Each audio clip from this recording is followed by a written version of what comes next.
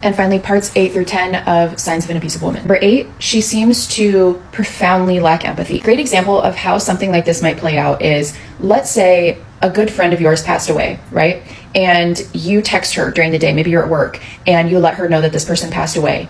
She will almost act annoyed that you are telling her this. She will seem to have very little empathy for what you're going through.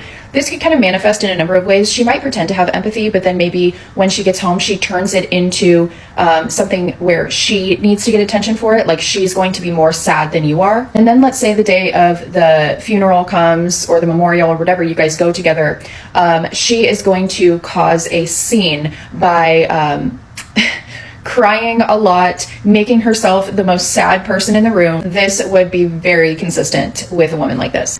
Other signs of lack of empathy that I think are really common in these scenarios that I've heard about, let's say that you have a child when you go into this relationship. It's not her child, it's your child, so she's like a stepmom or something like that. She will have a lot of issues with this child. So like, she will get jealous when you spend time alone with your child. She may like give a lot of punishments to this child, or act differently towards this child than you think a stepmom might, or someone who has empathy might. She will generally just be very uncomfortable with you giving more attention to your child than you're giving to her. If the two of you have children together, you may notice that she lacks empathy in a lot of ways that you would expect to see from a mother. And she may use the child as like a prop to upset you, to use things against you, to manipulate you, to control you. Number 9, you may begin to notice stalking and harassing behavior with her. Let's say the two of you go on a break, or you break up with her and go no contact, or something along those lines.